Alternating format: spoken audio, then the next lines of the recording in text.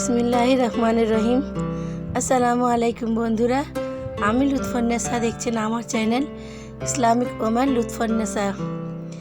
দেখতে থাকুন, ইনশাআল্লাহ আশা করছি ভালো লাগবে। তো আজকে সকালে আবার আমি একটা নতুন ব্লগ নিয়ে চলে এসেছি। তো প্রথমে শুরুয়াতটা যদি একটু ভালো করে হয় তাহলে কিন্তু সারা দিনটাই ভালো যায়।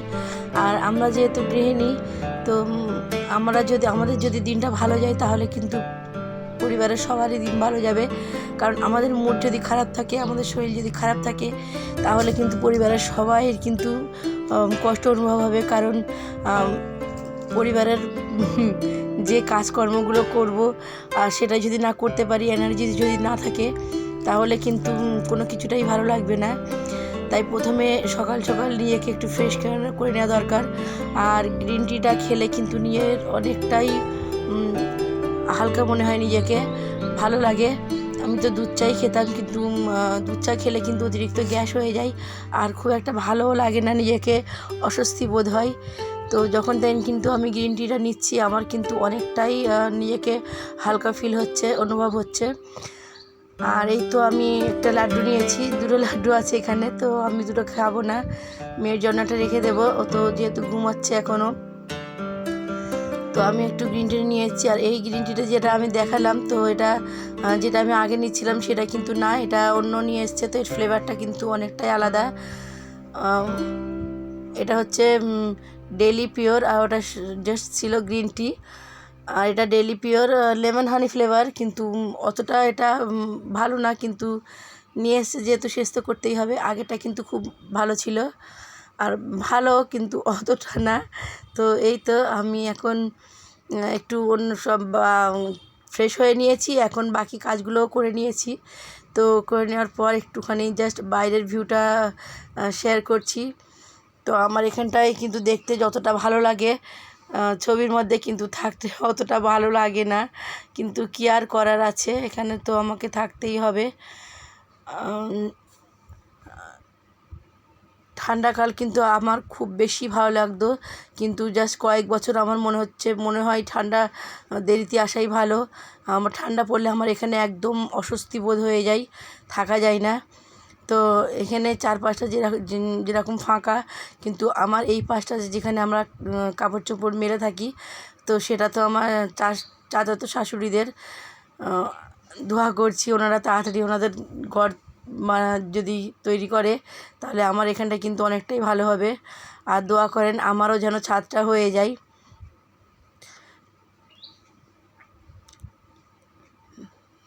তো এই তো ভিডিওটা কিন্তু স্কিপ না করে পুরোটাই দেখবেন। আর এখন আমি রান্না করতে চলে আসছি, কারণ রান্না তো করতেই হবে। আর সকালে যেহেতু উনি মাংস নিয়ে এসেছিলো, বাবুর আব্বু, তো মাংসটা আমি যেহেতু ঘুমাচ্ছিলাম, তো উনি সকাল সকালে এনেছে, তো মাংসটা উনি ওইভাবেই ফ্রিজের মধ্যে রেখে দিয়েছিল। তো আমি এখন বার করে নিচ্ছি, আর আমি বাঁধাকপিটাও বার করে নিয়েছি। তো দেখেন আমি কাজগুলো করেছি, কিন্তু আমি এখন রান্নাঘরটা পরিষ্কার করে নিই, সব ধুয়ে ধায়ে রেখে দিয়েছি। সেগুলো এখন জায়গা মতো রাখবো, তো জায়গা মতো রেখে দিয়ে আর ঠিকঠাক করে তারপর আমি রান্না করতে বসবো। কারণ আমার রান্নাঘরটা কিন্তু অনেকটাই ছোট, আর এখানেই কিন্তু একটু ম্যানেজ করে আমি একটু সব উপর তুলে রেখেছি। কী আর করবো, সাজিয়ে গুছিয়ে রাখলে কিন্তু ছোটোতেই অ্যাডজাস্ট করে নিতে হবে। আর সাজিয়ে গুছিয়ে রেখে কাজ করলে কিন্তু কাজটা ভালো করে করা যাবে। তো যেটুকু আছে সেটুকুইতেই আল্লাহ পাকের শুকর আদায় করতে হবে। তো আমি এখন রান্না শুরু করে দিচ্ছি। তো রান্না করার আগে মাংসটা কাটবো, তো মাংস কাটার আগে আমি বটিটাকে একটুখানি, একটা ছোটো চামচ নিয়েছি, নিয়ে বটিটাকে একটুখানি ঘষে নেব। তারপর কিন্তু আমি মুছে নিয়েছিলাম। আর সব জিনিসটা কিন্তু সবসময় দেখানো যায় না। আর এরকম আমি কিন্তু রুটি যেগুলো নিয়ে আসে বা কোনো সবজি টবজি নিয়ে আসলে আমি কিন্তু কাগজগুলো ফেলে দিই না। তো আমি এইভাবে বটির নিচেটা একটুখানি বিছিয়ে নিই। আর মাংস প্লাস্টিকটাও আমি ফেলবো না, যেহেতু ওটার নিচে আমি রেখে মাংসটা কাটবো। তো ওই যেটা বার হবে, নোংরা কিছু বার হবে, সেগুলো কিন্তু আমি একসঙ্গে প্লাস্টিকে করে তুলে আর দূরে করে ফেলে দিতে পারবো, বা রেখে দিলে আমাদের এখানে কিন্তু ফেলার জায়গা আছে নোংরা, তো আমি একটু দূরে করেই ফেলবো। আর যদি আমি ওরকমই কোনো জিনিসের মধ্যে কি পাত্রের মধ্যে রাখি নোংরাগুলো, তাহলে কিন্তু আমি ফেলতে গেলে আমার কাছেই ফেলতে হবে, আর সেটা একদমই ভালো না। তো এই তো মাংসগুলো আমি ঢেলে নিয়েছি। তো মোটামুটি অনেকটাই মাংস নিয়ে এসছে। তো আমি এখন কাটাকুটি করব, তার আগে আমি ভাতটা বসিয়ে দিচ্ছি। আর চালের মধ্যে কিন্তু অনেকটাই নোংরা থাকে, আমরা সবাই জানি।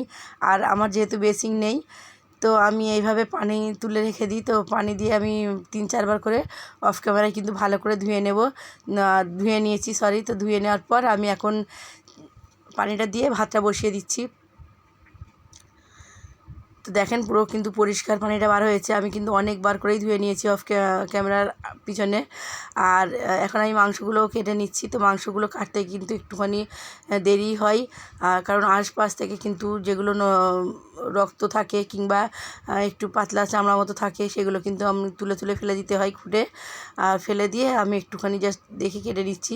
তো মাংসের মধ্যেও কিন্তু আড়া আর খাড়া থাকে, মানে মাংসটা কিন্তু একটু উল্টোপাল্টা কাটলে খেতে ভালো লাগে না। তো একটু দেখে কিন্তু ম্যানেজ করে কাটতে হয়। আর তো আমি মাংসগুলো এখন কেটে নিচ্ছি। তো সবাই তো অনেকেই হয়তো ভাববেন, এর আগেও আমি বলেছি যে মাংস তো সবাই কাটতে জানে বা রান্না সবাই করতে জানে, কিন্তু হ্যাঁ সবাই করতে জানে। আর কিন্তু যারা কিন্তু একদম নতুন আছে, যেরকম ধরেন বংলি মাছ বা লইটা মাছ, যেটা আমার বংলি মাছ আমাদের এখানে আঞ্চলিক ভাষায় বলে, আর যেটার আসল নাম হচ্ছে কি লইটা মাছ। লইটা মাছ তো আমরা সবাই কাটতে জানি, কিন্তু কয়েকজনে এখনও আছে যার কিন্তু 15-16 বছর বিয়ে হয়েছে, সে কিন্তু এখনও পর্যন্ত লইটে মাছ ধরতেও জানে না, কীভাবে কাটতে হয় সে তো দূরের কথা। তো অনেকে যারা জানেন না এইভাবে, কিন্তু নতুন নতুন গৃহিণীও অনেক আছে যারা মাংসও কাটতে জানে না, তাদের কিন্তু সুবিধা হয়।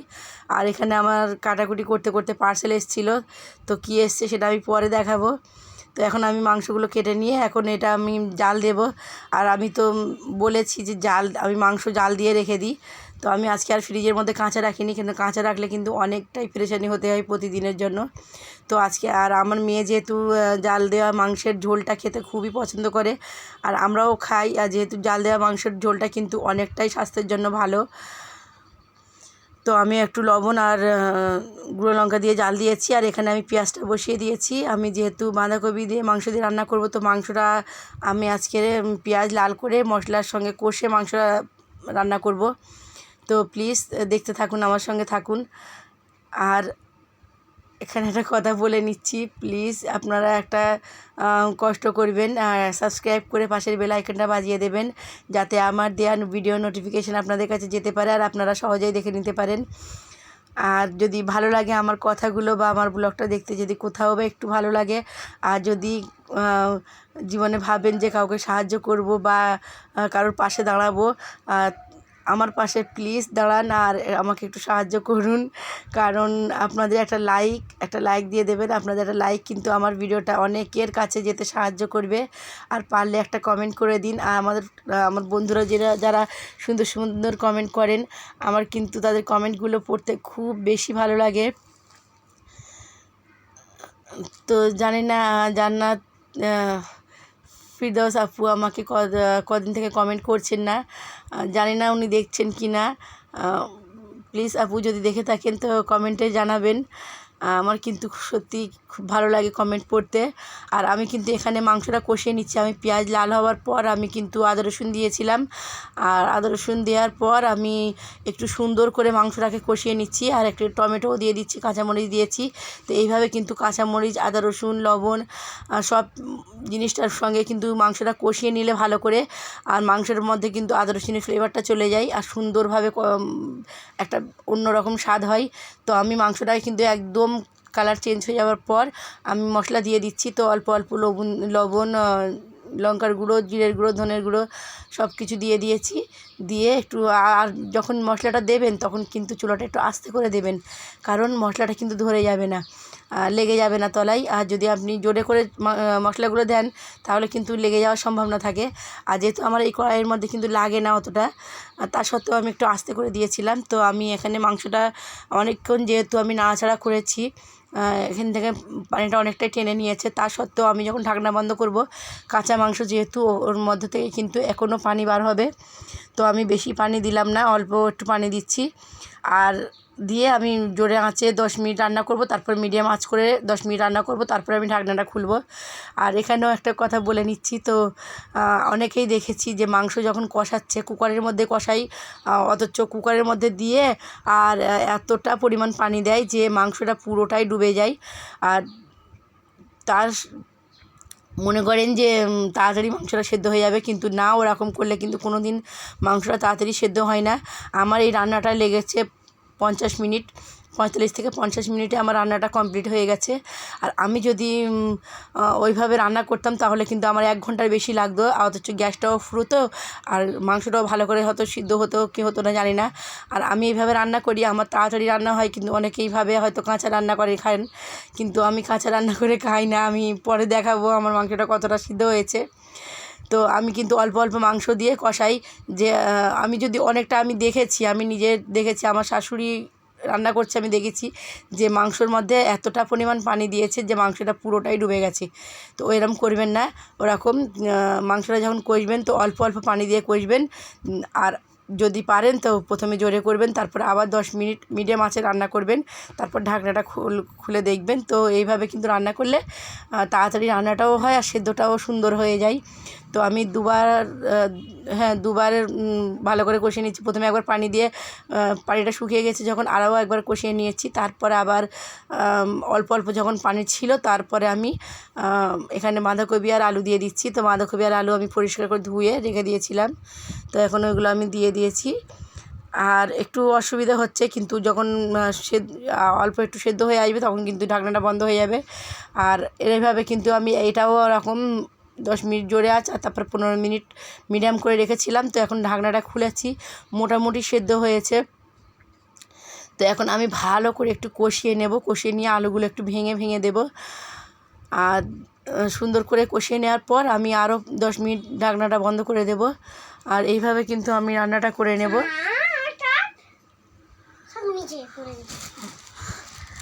আবারও চলে এসছে আমি ভয় দেওয়ার সময়, তো যদি ডিস্টার্ব হয় তো ক্ষমা সুন্দর দৃষ্টিতে দেখবেন আর পাশে থাকবেন। আর এতক্ষণ যে আমার ব্লগটা দেখছেন তাকে আবারও আমি বলে নিচ্ছি, একটা লাইক দিয়ে দেন। আর এই তো আমার রান্নাটা শেষ হয়ে গেছে, সরি, আমার রান্নাটা শেষ হয়ে গেছে। তো আমি একদম মাখো মাখো করে রান্না করেছি। আর এই দেখেন জাল দেওয়া মাংসের ঝোল, এটা কিন্তু খুবই ভালো হয়। তো আমি মেয়েটাকে দিতে গেলাম, তো ও বললো না আমি নিজে নেব, তো আমি নিয়ে নিলাম। আর আমার এতটাই ভালো লেগেছে যে আমি কিন্তু আরও একবার নিয়েছি। আর ওর বাবাও কিন্তু মাংসের ঝোলটা দিয়েই অনেকটা পরিমাণ ভাত খেয়ে নিয়েছে। আর তারপরে আমরা কবিটা খেয়েছি। তো এই মাংসের ঝোলটা কিন্তু খেতে যেরকম লাগে স্বাস্থ্যের জন্য সত্যিকারেরই খুব ভালো। তো যারা এরকম মাংসের ঝোল করে খান না তারা প্লিজ একবার করে দেখবেন। আর দেখেন বাঁধাকপিটাও কিন্তু খুব সুন্দর হয়েছে, বেশি মশলা দেইনি। কাঁচা লঙ্কাটা যেহেতু আমি বেশি পরিমাণ দেই, তাই লঙ্কার গুঁড়োটা আমি অল্প পরিমাণেই দিয়েছি। আমি ভাবি যদি মেয়েটা একটু খায়, কিন্তু ও তো টোটালি নেয় না। আর এই দেখেন আমার মাংসটা কতটা সফট হয়েছে, দেখেন হাত দিয়ে এইভাবেই কিন্তু ছিঁড়ে নেওয়া যাচ্ছে। তো ঠিক আছে, আমরা এখন খেয়ে নিচ্ছি। আর প্লিজ সাবস্ক্রাইব করে দেবেন, পাশের বেল আইকনটা বাজিয়ে দেবেন যদি পারেন। তো একটা লাইক দিয়ে দেবেন, কমেন্ট করে আমাকে জানাবেন। আর খাওয়া দাওয়ার পরে আমার মেয়েকে দিনাতে রাখতে যাচ্ছি। তো ওকে রাখতে গিয়ে ওখান থেকে এসে আমি কিন্তু ভিডিওটা এডিটিং করছিলাম, তো ততক্ষণে ও চলে এসছে আবারও। তো এই তো ওকে দিয়ে তো আমি চলে আসলাম। তো এতক্ষণ আমার সঙ্গে থাকার জন্য, আমার সাথে থাকার জন্য অসংখ্য ভালোবাসা আর দোয়া রইল সবার জন্য। আমার জন্যও দোয়া করবেন। আর এখানেই আমি ভিডিওটা শেষ করছি। আসসালামু আলাইকুম ওয়া রাহমাতুল্লাহি ওয়া বারাকাতুহু।